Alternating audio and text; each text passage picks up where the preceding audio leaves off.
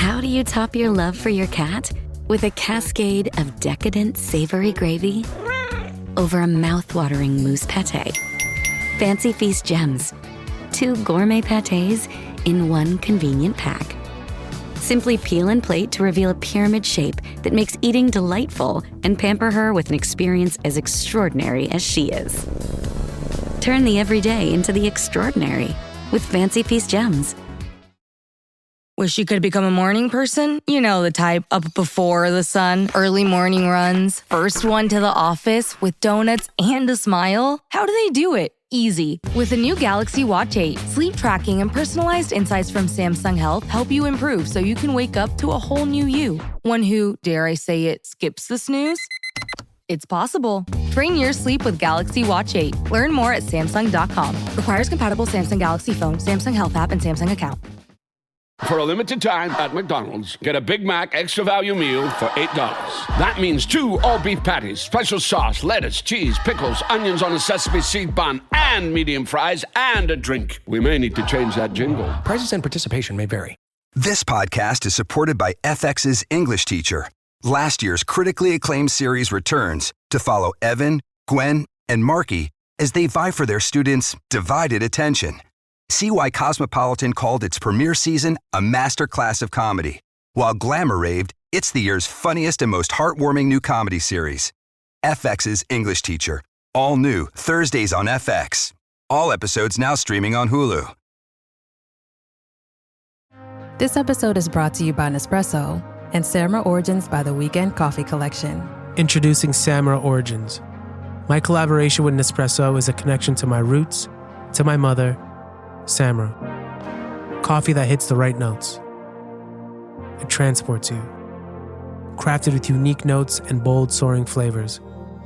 Experience a taste that moves you. Nespresso and Samra Origins. Discover more at Nespresso.com.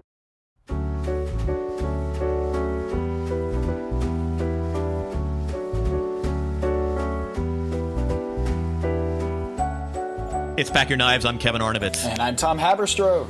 Tom, craft cocktails, canapés, who knew? Big week on Top Chef. Season 16. Brother Luck back in the competition. All kinds of shenanigans happen in that Last Chance Kitchen. You got to keep an eye on that Last Chance Kitchen, man, or you're going to miss everything. Tom, impressions.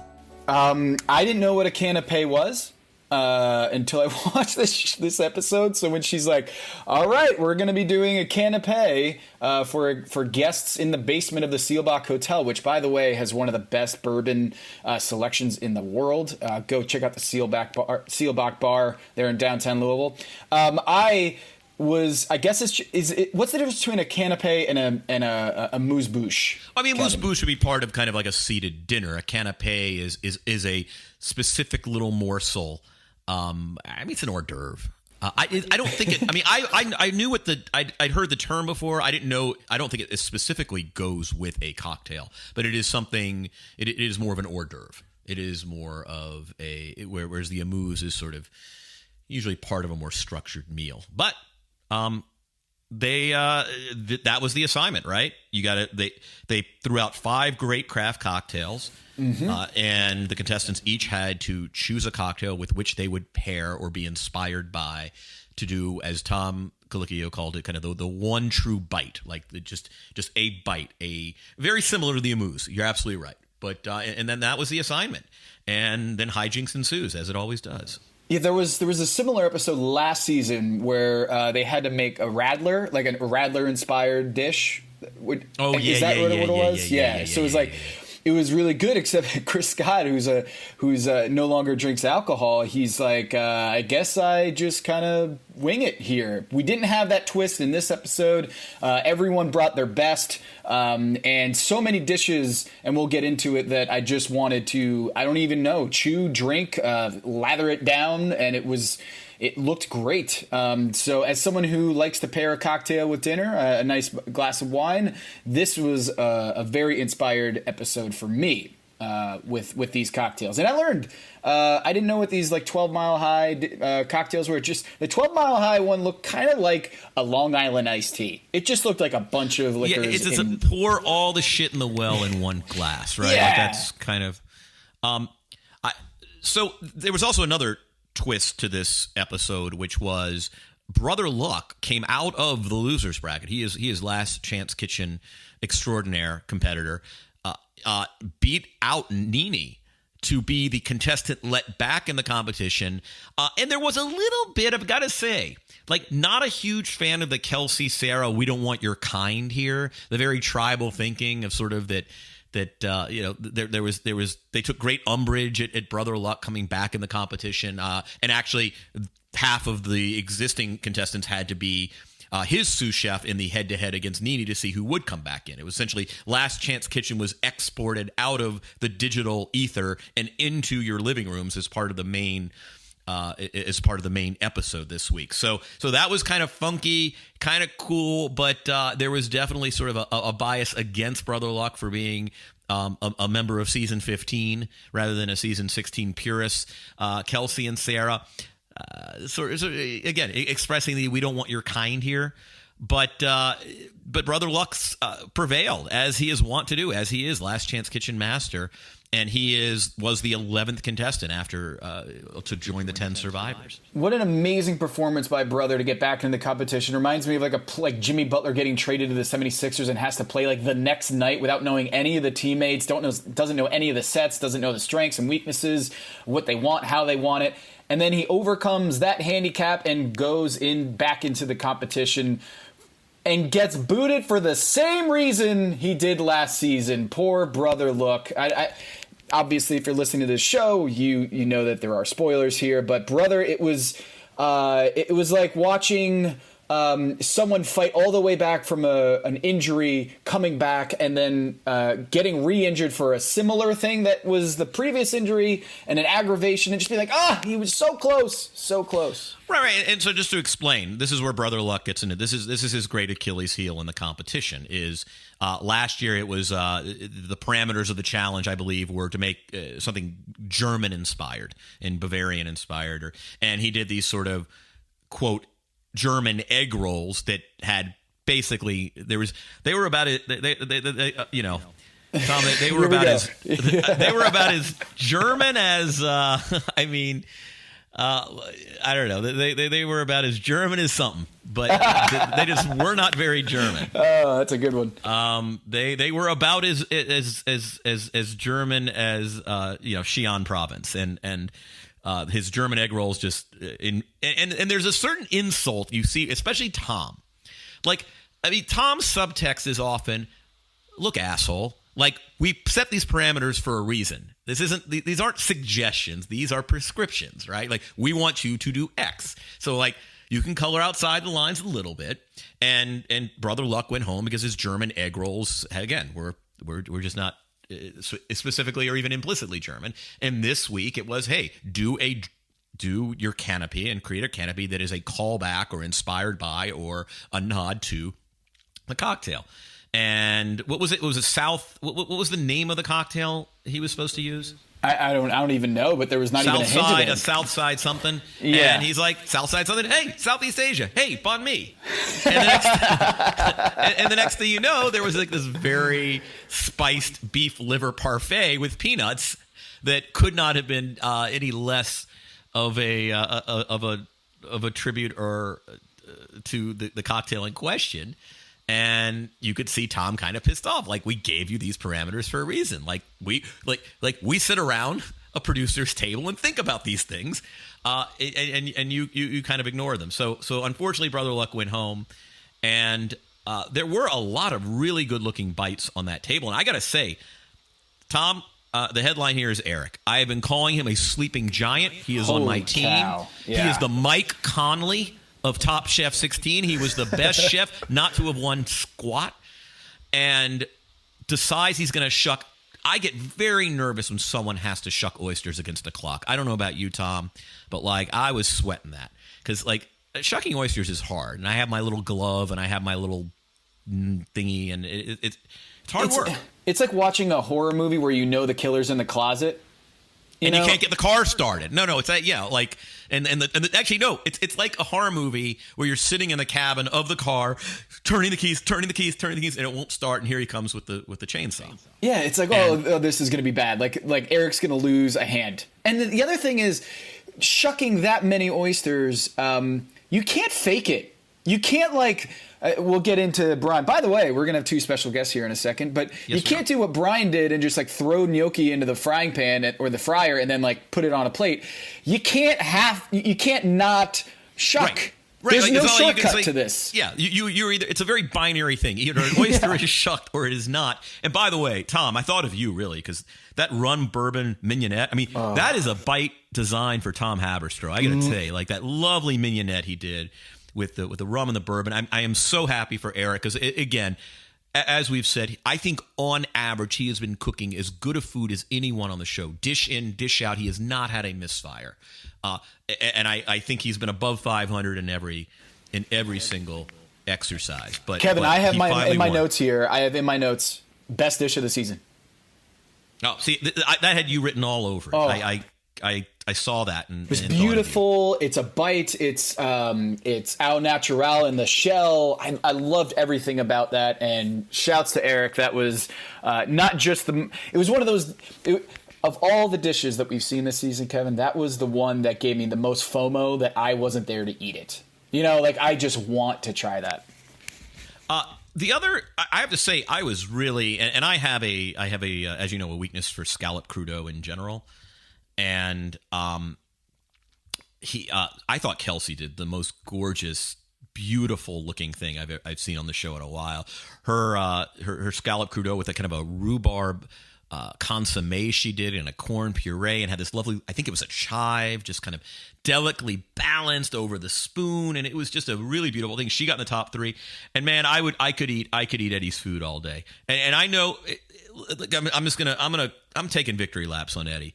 Everybody thinks he's a maniac. Everybody thinks he's a stress monkey. And you know what? Like, all that guy does is stress his way to the judges' table every week. And he had that bourbon-cured salmon with a peach puree. I love salmon. It's so fatty. It's so nice. It just picks up the richness. Eddie, once again, looked like a deer in the headlights and just stressed his way into the final. The scene of the rested mean face when they were like... Eddie is so glorious. I've come around on him. I was, I guess, doubling down. I was so indentured. I was basically saying I am so embedded into this idea that he is my enemy because I am so opposite side to you on Eddie, and now I can't even do it. I can't even hate on him. The whole rested mean face, I think I'm stuck on resting mean face, was such a great scene when they were just like, you look upset. I'm like, what's wrong? And he's like, this is just how I look. I'm sorry. But I feel like I'm that guy in a lot of situations, yeah. Tom. I feel like I'm that guy in the press room. Like, I feel like... Why are you so upset, Kevin? Yeah, why are you so stressed? Why are you so serious? Delightful. Yeah. You know, like, and I kind of identify with Eddie. And he's also a short man, and I'm a short man. And so, Kevin, I have a question here. Yes. Do these chefs figure out a hack? Because did you notice one commonality with those 3 dishes? Raw seafood, 200 people. And it's funny too, Tom, because I thought about this. Adrian at one point says to David, who also did a cold dish, I don't think it was entirely raw, his shrimp, they were in the Gin Ricky department or division, and she said, oh, easy for you to say with your cold food. And I'm thinking, yeah, like that wasn't mandatory. You don't have to go to the fire. Like, you don't have to do hot food. Exactly. I mean, nobody is like, because she said it as if she kind of got like she drew the bad knife, right? And I don't mean this as a knock on Adrian specifically, but it was a very telling moment where she was much more hectic and under a lot more stress than he was. And David didn't finish in the top 3, and it's sort of like, yeah, but I mean, that's strategy. Cold food is easier. I mean, the old saying, as you love to say, this isn't top scallop, but I'm kind of feeling like it is. I'm kind of feeling like top crudo, I would watch a season of Top Scallop, wouldn't you? Yes. So Yeah, and then we'll get into the greasy sponge, I believe, how it was described by Padma, Brian's dish, the greasy sponge. Sarah, it was mush on mush on mush. And then Brothers, which just was way overpowering heat and also way overpowering out of left field. A lot of gun things.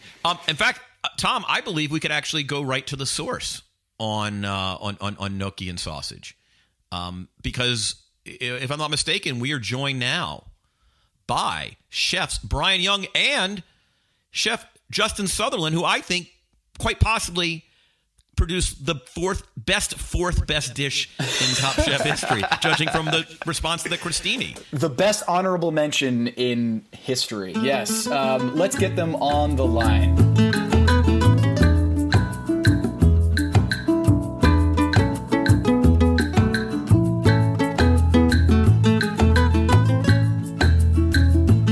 Gentlemen, thank you for joining us. Thanks for having us. Yeah, Yes. Thanks for having us. And Brian, you don't know, but we have met. We met? And the reason we have met is we were one of your tables at Northeast. Oh, that's funny. How was it? You know what? And I'm saying this not to flatter you. Like, when people, because, people wanted to know how the experience was. Tom's gotten it too from all our friends. And it's, and ultimately it's, well, how was the food? And I'm like, the food was fantastic. Oh, that's awesome. Like, I mean, there were 6 really good dishes. Even the one that we jokingly call the Forgotten Crudeau, which was Eddie's Crudeau, Yeah. which was perfectly decent. But like, I thought it was the weakest. Yeah, like it was. But I think it says a lot that it was the weakest of the 6, and it was still like a really nice plate. It was still awesome. So we have met, and you came by, and you were front of the house, model citizen. Were you guys the last? Yes. Were you guys like one of the Yes. last tables? Yes, and actually Eric and Adrian and Eddie came out to greet us or join in on the conversation we were having, and then they were ushered away by PR people. I know. Well, No, you can't be here. They don't let us talk to anybody. And Justin, I think you were somewhere else in the room biting Nini's head off. Yes. I apologize for that, but it was the whole day was just crazy. And it was the one thing. I mean, I always said, going onto the show, I was like, if I make it to Restaurant Wars, then I'll be happy. I don't want to leave before Restaurant Wars, because that's and then to me, and then it happened so early. I know, man. But I was still so psyched, when it happened. You were so psyched that you wrote a 50-page manual. So, Justin, did you ever get a chance to see Chef Brian's manual? I did. It was illustrated. It had chapters. This man did not sleep all night. He's insane. This is officially the Dead Sea Scrolls of Top Chef now, right? Yes. This manual. I think we should put it into. I think we should put it into production. I guarantee you, we could sell it. I have a theory about Restaurant Wars, and it's actually something Tom and I have been discussing, and I kind of wanted to run it by you. Okay. And it's also because we were able to do a little reporting and sort of understand that these aren't necessarily folks who necessarily have restaurant experience. Would the entire competition be different if y'all were furnished with experienced wait staff, where basically they took?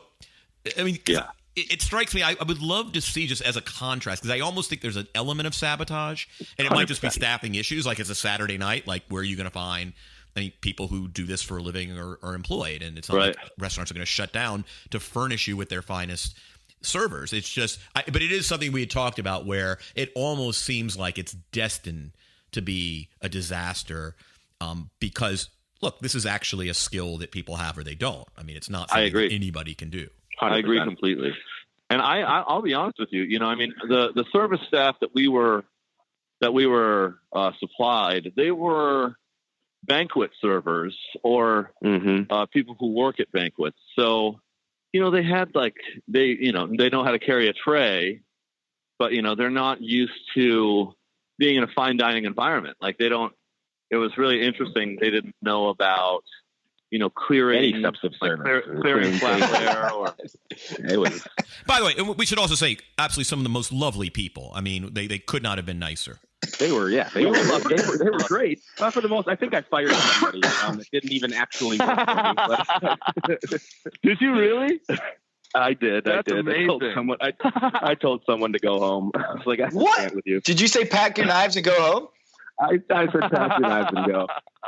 Please pack your knives and go. When you're watching Restaurant Wars, we were there. We experienced it. The biggest difference that I saw from the edited version on TV to my own experience, the reality, was that we were really backed up. And we had like a 90-minute wait to go to Northeast. And Brian, you can probably speak to that more. But I felt like there was an advantage to getting the judges' table first, and then they make their way to the second restaurant and the third restaurant. That was the biggest difference. Was there was nothing on the show that spoke to how much of a backup there was at Northeast, and I'm guessing there was a backup everywhere, of course, at your restaurant, Justin. But what was Justin? We'll start with you. The thing that we didn't get to see at home that you were like, oh wow, they just missed that whole thing.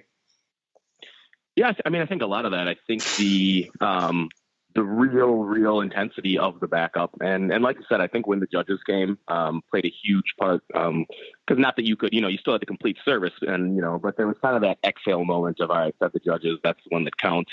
If everything goes to shit now, at least we saved that. So yeah, it was just intense.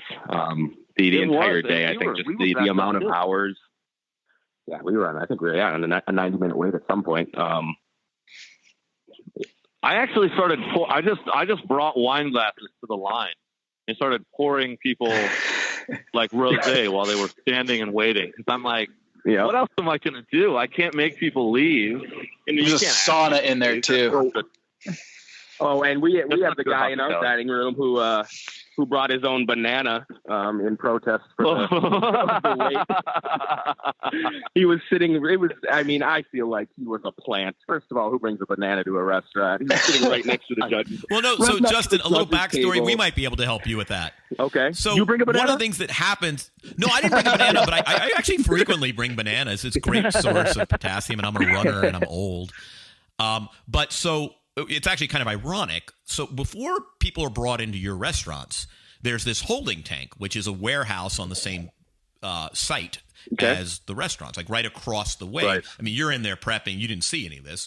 And it's actually it's split down the middle. One is production, and the other is the holding tank, where they have literally snacks from Costco.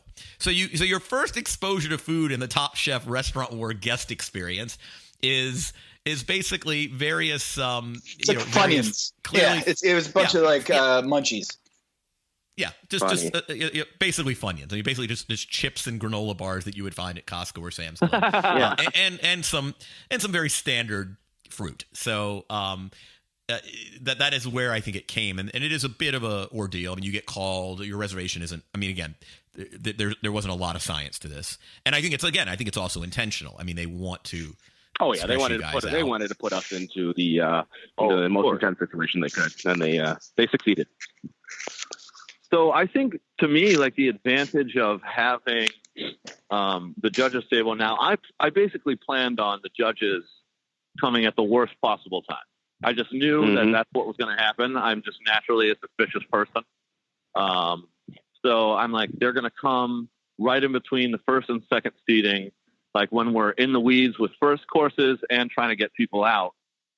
And, I spent all night poring over the books, and I figured out, I was like, hey guys, I don't think the judge's reservation is in here, and I think that scared everybody. You remember, I mean, the morning before we left, everybody was scrambling, freaking out.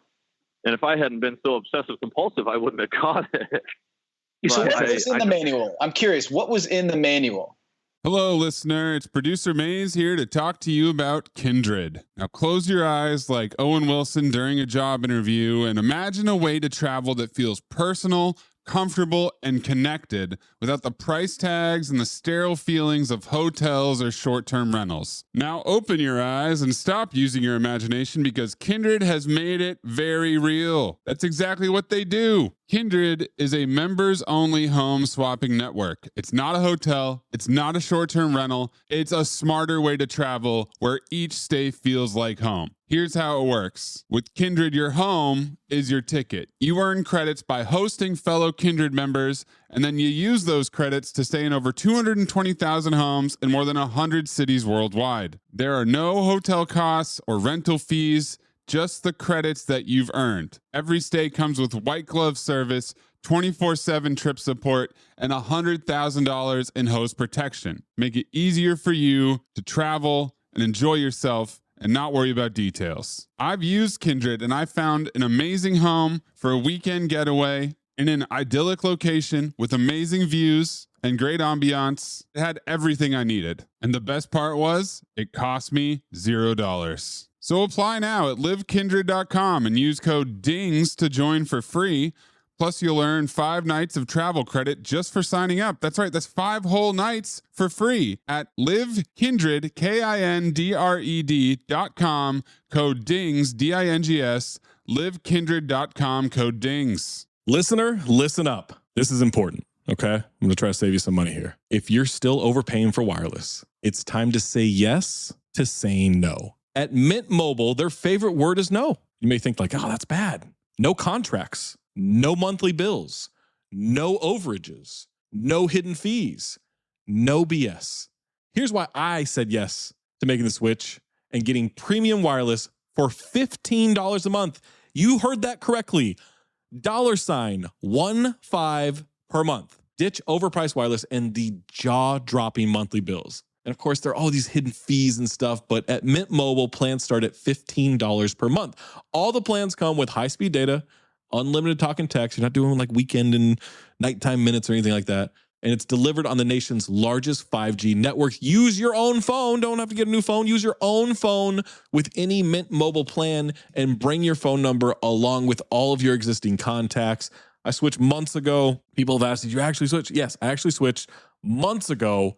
And I don't know what to do with all this extra money. I've cheated the system here. I've rigged something. This is an Ocean's 11 situation where I'm stealing wireless from Mint. That's how good a deal it is. Ready to say yes to saying no? Make the switch at mintmobile.com/dings. That's DINGS. That's mintmobile.com/dings. Upfront payment of $45 required, equivalent to $15 per month. Limited time new customer offer for first 3 months only. Speeds may slow above 35 gigabytes on unlimited plan. Taxes and fees extra. See Mint Mobile for details. Hello, listener. It's Producer Maze here to talk to you about Quince and their cookware. Cooler nights mean cozy meals at home, and Quince's cookware has made fall cooking so much more enjoyable. Their pieces deliver the quality and performance of luxury brands, but at a price that makes sense. And they look gorgeous on the stovetop, too. No matter what item you need to complete your kitchen, Quince has you covered. With 5-ply stainless steel pots and pans, nonstick skillets, chef-quality knives, and even ceramic bakeware, which is perfect for cozy casseroles or Sunday roasts. And when you look at these prices, you might think, how is Quince doing this? How do they deliver high-quality items similar to high-end brands that are half the price? Well, let me tell you, they partner directly with ethical top-tier factories to cut out the middlemen and pass the savings on to you. And it's not just cookware. I got myself some bath sheets. That's right. When you're a tall man, you have to use bath sheets, not bath towels from Quince. It's like drying off with the cloud. It's incredible. Upgrade your kitchen for cozy fall meals with premium cookware from Quince. Go to quince.com/dings for free shipping on your order and 365-day returns. That's QUINCE.com/dings, DINGS, to get free shipping and 365-day returns. Quince.com/dings. This episode is brought to you by 20th Century Studios' new film, Springsteen, Deliver Me From Nowhere, starring Golden Globe winner Jeremy Allen White and Academy Award nominee Jeremy Strong. Scott Cooper, the director of the Academy Award-winning movie Crazy Heart, brings you the story of the most pivotal chapter in the life of an icon. Springsteen, Deliver Me From Nowhere. Only in theaters October 24th. Get your tickets now. The family that vacations together stays together. At least, that was the plan. Except now, the dastardly desk clerk is saying he can't confirm your connecting rooms. Wait, what? That's right, ma'am. You have rooms 201 and 709. No, we cannot be 5 floors away from our kids. The doors have double locks. They'll be fine. When you want connecting rooms confirmed before you arrive, it matters where you stay. Welcome to Hilton. I see your connecting rooms are already confirmed. Hilton, for the stay. What was in? So basically, what are you writing down? Why do you have illustrations and whatnot? You drew so pictures of basically what napkin folds and spoons and how to set a table. I did. I drew a table setting where the wine glasses would go. So that basically all I had to do was I had to show one person, and then they would always have the book to reference. So, the other thing is it was really a lot about, all the way down, from service style to, the proper way to address the table or the proper way to greet somebody when you go up to a table, all the way through, if somebody orders red wine, the table is already set with red and white wine glasses. So, how to properly clear the white wine glass away, or not to try to take people's plates before the whole table is done. And these are just like basic principles, in fine dining. And I think I just assumed that the service staff that I would get would not know how to do these things. And I wanted to make sure that my bases were covered. So, and then, even how to thank people before they leave and things like that. So it was really, it was obsessively in depth. I would say it was. I will say in Nini's defense, she couldn't teach anybody a table number because I don't think we had tables in our restaurant until 11 minutes before service started. They were so behind in the design and the setup of our restaurant. I definitely feel her in that situation because she couldn't begin the training. She couldn't say, "Hey, this is table 1," when there was no table 1. Justin, J Snaps, what was the moment you snapped? Like, what was the precise moment where it was like, you know what, F this, I can't be Mr. Nice Guy anymore. I'm gonna go ape shit on you guys. I think it was when the 6th plate of food came back to the kitchen because they couldn't find the table. They didn't know the table number. They were just bringing food to random tables. And I definitely had a lost it moment. Kelsey calmed me down, but I was just watching all of them. Because David's over there busting his ass and he's cooking both entrees. We're shucking oysters to order. We knew it was going to be intense, but watching all of that work come back to the kitchen got very frustrating. Speaking of which, we just watched Eric, who's got to be in the Olympics for oyster shucking. I did notice you, Justin, I think you had a little bandage on your finger. Did you have a shucking accident?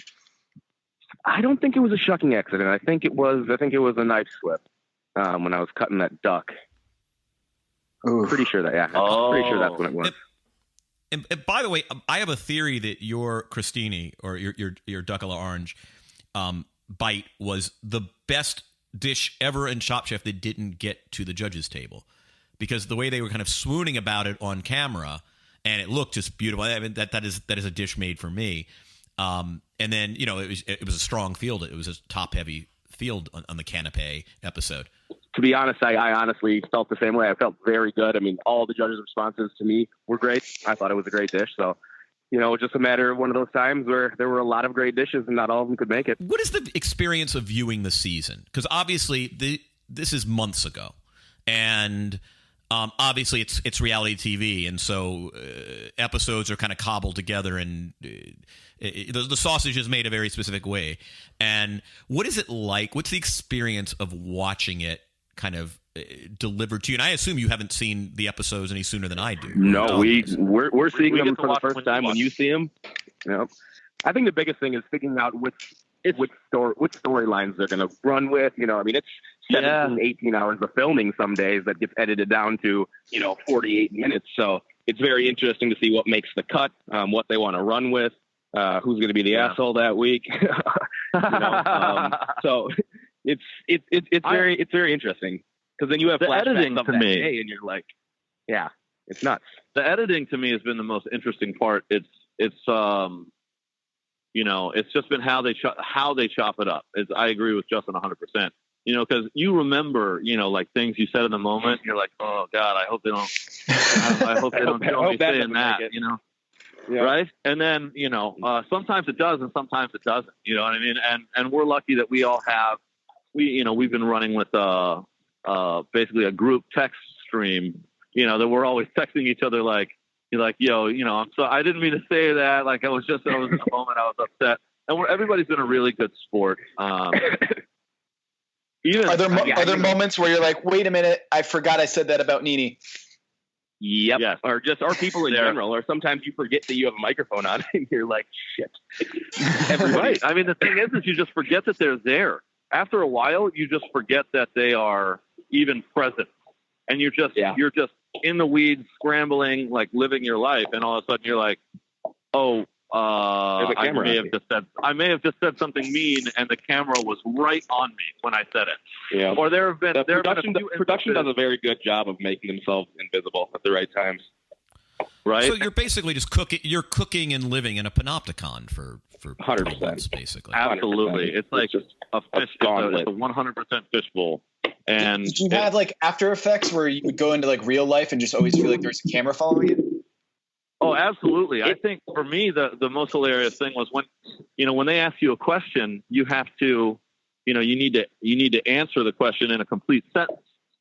And so the funniest adjustment for me after, 2.5 months was, being back in the real world and realizing that I don't have to answer everyone's question starting with the question. Oh, so like what was your thinking about that dish? My thinking on the dish was you have to always, because they don't hear the question being asked, they just hear the answer. So you have to phrase it so the people at home know where it's coming from. Did you have to go for like a week of training on how to be a Top Chef contestant, on like how to answer questions and what to watch out for on those things? It happened in the moment. There was a lot of coaching, how to phrase things. Yeah. That's great. Absolutely. I mean, it was weird at first. I mean, and then they were like, oh, say exactly what you just said again, except for I need you to say it a different way, and so, right. I mean, those interviews that they chop up and use, I mean, you could be in an interview room for 3 or 3.5 hours and they just want that, they want that one sound. They want to get you. So it's really weird. And that's why you're always in that jean jacket there, Brian. It's funny. Some of the rooms were freezing cold, the interview rooms, and some of the other ones were like 100 degrees. Hell. So when we look all greasy and sweaty, it's like it's not because they're filming it like right after it happens. It's because like literally there's like bright light, like 100 degrees. It's just crazy. I haven't been able to go back into a Whole Foods since. I have PTSD every time I see a Whole Foods sign. Same. Hey Brian, I want to ask you about we're just coming off of the Canapé episode. Defending one's dish when you're on the bottom is always a tricky exercise. Yeah, and I'm trying to. Do they take? Because I think there's a sort of a negotiation you have to make with yourself, which is, do I own up to my errors when they come to did you think that dish was good? Did you taste it? And what was interesting is during because in the interview you were kind of like, I put all the sausage on the grill at once. It was a hack move. I ended up having to kind of fry my gnocchi. They edited it as if you were sort of watching the downward spiral of your dish, which was just a manifestation of time management and whatever else. But then you decided to take the tack of, hey, I thought my dish was great. It's funny. I did taste the dish altogether, and it made sense. I think in hindsight, I was just really scared. First of all, I think I was scared that the gnocchi would end up being like in that little cup that I had to serve with. I was worried that they would steam in there and get like weird and soggy. So gummy. And gummy. So I decided to fry them because I was like, well, that way they'll be crispy all the way around. Now, you would think like in a Top Chef kitchen, there would be like nice, pristinely clean, like frying oil. That's just not the case.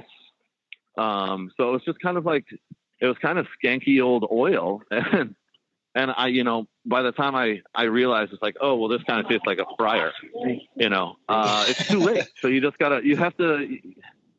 have to back yourself up, basically. And, being at the judges table, it's something that I actually got kind of good at, where I could maneuver and talk my way out of things, which I think that's why you're front of house. Yep. I think you should always defend your decisions. What do you guys eat? Like, what and where and how do you guys eat on the show? Mostly we ate we had some weird food. It was not like you would think. Oh, you can say it. You can say it, Brian. I think they picked the worst catering company in Kentucky to feed us. It was sorry. It was brutal. I mean, I think Eddie lost 20 pounds. He would not eat the food. He was just like, I'm not eating this garbage. So there wasn't any of this. You have romantic notions of 10 chefs in a house. Maybe you rotate nights and you guys do these lovely. We did do that. You did. Okay, so you got to do a little bit of that. All right. Yeah, but on set, at home we just together. Not great. On set, it's like the worst corporate luncheon food. Yes. Oh yeah. Like our favorite days were days where they would get us like pizza or. Padma bought everybody Indian takeout one day, which was actually amazing. That was probably my favorite day on set. But it sounds like you're on I think that was after I think that happened after we boycotted the food, and I think we did a hunger strike, and then Padma bought us some good Indian food. Oh, there was a hunger strike. So this was like there was a consensus here. This was an undercurrent of production was y'all's dissatisfaction with the food. Yep. Ooh, it was rough. I'm Tom. This is like eating in the Miami Heat press room every night. I know, but it's especially cruel when you're doing it to chefs. It's like playing an all-star game in the NBA and giving them a flat basketball. Exactly. It's like it's so mean. Like we just got all these amazing chefs in a room, and they could be creative. And thank you for being so awesome at your jobs. And here, by the way, is a flat basketball. I know you guys are up against it. Justin, I want to do some I haven't been to Minneapolis since October of 2016, but it has kind of become one of my favorite food cities on the NBA circuit. And I have a list of places I love, from Corner Table to Safari, which is a Somali restaurant that I really liked. Brian and I just ate at Thomas Bamer's new restaurant in Bloom. Which is incredible. Table. So I got to do that next time I'm in town. Okay. So it go blew there. Me out of the water. I got to tell you. Always have wonderful meals at Spoon and Stable. It's just it's a really underrated food scene. I think when a place is under kind of a blanket of snow for half the year, you just assume there's not. It's not fertile ground, literally, and so. Right. Man. No, we have a phenomenal food scene. Food scene. So you guys don't love Boston though. I think did I hear that or did I read that? Oh, Kevin, you're not a big fan of Boston. Brian, I think I told you this when you came to the table. I am a Boston fan. My dad is from Cohasset, outside of Boston, and he grew me up as a Boston sports fan. I actually lived in Connecticut, so it wasn't like I lived in Boston. But Kevin, I'm just going to put you on the spot. I don't think he's a big fan, and he can justify it. He has very good reasons for this, but he also probably hasn't eaten at one of your restaurants, Brian. Well, yeah. Look.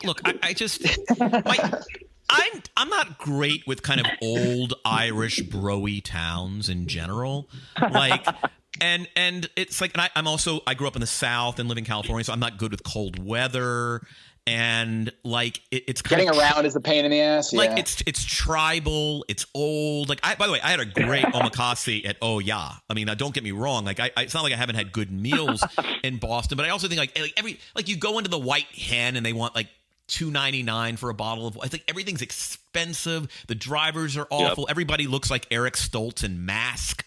It's just a bunch of drunken dudes walking around on a Friday night at 11 p.m. when you're leaving the arena with your briefcase. This sounds fun to me. This is you're right. It is tribal. I'm just not a Boston guy. That's what I love about it. No, and to each his own, right? I would never prescribe Los Angeles for most sane people I know. Not every city's for everybody, and some of my best friends are Bostonians and they love it. But for me, it's just not my town. Like Chicago's not my town either. For many of the same reasons I don't like Boston.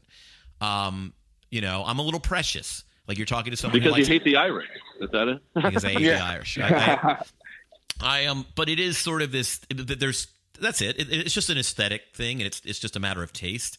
And then it kind of became part of my persona among my peers. So now it's like I just shit on Boston. The guy and who also, hates Boston. Brian, their sports fans are if you're like just a kind of a sober like sports writer who tries to bring some degree of nuance and sanity to the conversation.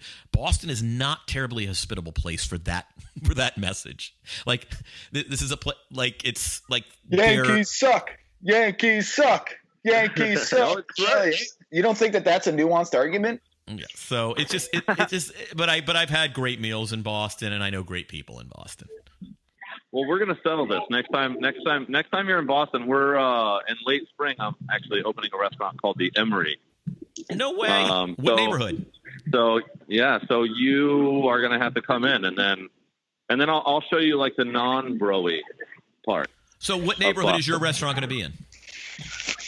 It's in Beacon Hill. Okay. So which is not far from yeah, it's at the top of Beacon Hill on Beacon Street, like right behind the new State House. So we're really excited about it, and I would love to have you in and change your mind. No, Maybe. that was great. We'll see. Listen, one of my favorite Boston restaurants is actually in Somerville, and that is Sarma. Okay, Sarma is so amazing. Sarma's amazing, and you know what's amazing about Sarma? In addition to everything they do, they have a no cilantro menu. Which I think I think the Food and Drug Administration should require every restaurant to have a no cilantro. Have a cilantro-free section. A cilantro. I need to know where it is on your menu. Free. You don't have to make food cilantro-free, but I need to know where it is and where it's not.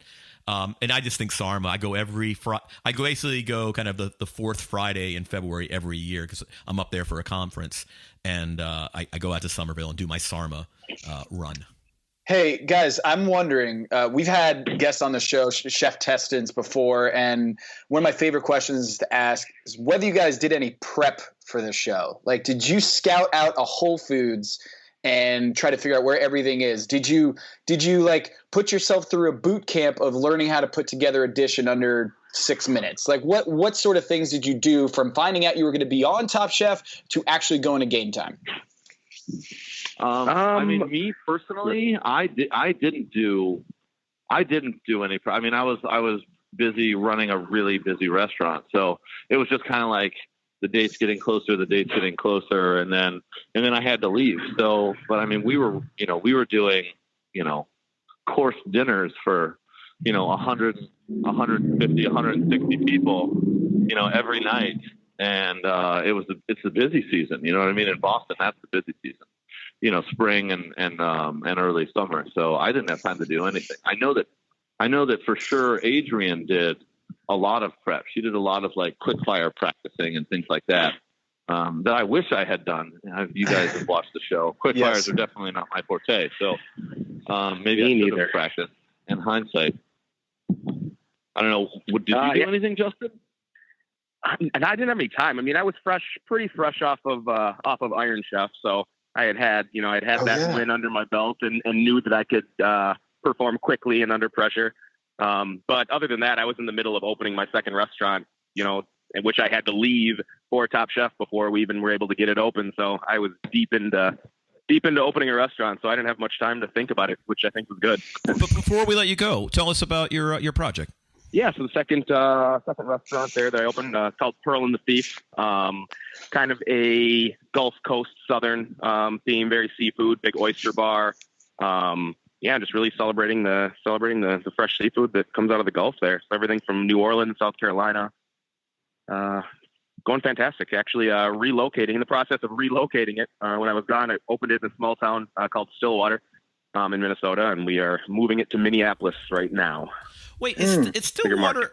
Stillwater is that the place where, like, people? It's a little bit out of town. I keep getting ads on Instagram for like cute boutique hotel in Stillwater, And is that That's like exactly what it is? Do they just identify the yuppie gay guy who spends all his money on food and travel and say you should be going here? You are born for Stillwater. Okay, that's it. Because I was actually you like antiquing and exactly.